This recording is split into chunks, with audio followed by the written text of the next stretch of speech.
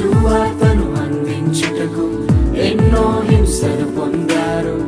ఆకలితో మోకాళ్ళూని సంఘమును పోషించారు. మాకు మాదిరి చూపించుటకు క్రీస్తును పొడి జీవించారు.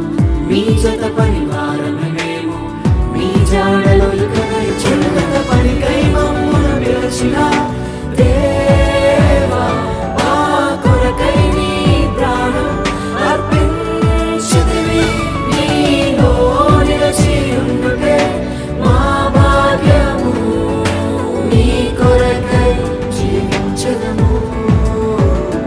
ఉన్నత పనికై మమ్మును పిలిచిన దేవా, మా కొరకై నీ ప్రాణం అర్పించితివి.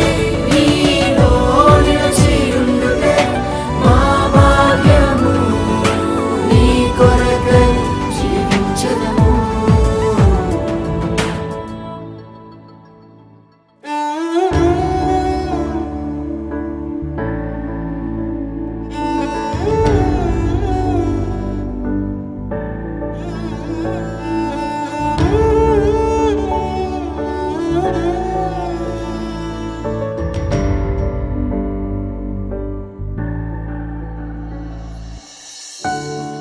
నిజమే కదా, మన దైవ సేవకులు మన కొరకు ఎంతో పాటుపడుతున్నారు. మన జీవితంలో కష్టం వస్తే వారు కన్నీటితో ప్రార్థన చేస్తున్నారు. మన జీవితంలో బాధలు ఎదురైతే వారు మనల్ని ఓదారుస్తారు. వీళ్ళకి రాసిన పత్రిక 13వ అధ్యాయం 17వ వచనం ప్రకారంగా, మీ పైన నాయకులుగా ఉన్నవారు లెక్క అప్పచెప్పవలసిన వారి వలె మీ ఆత్మలను కాయుచున్నారు.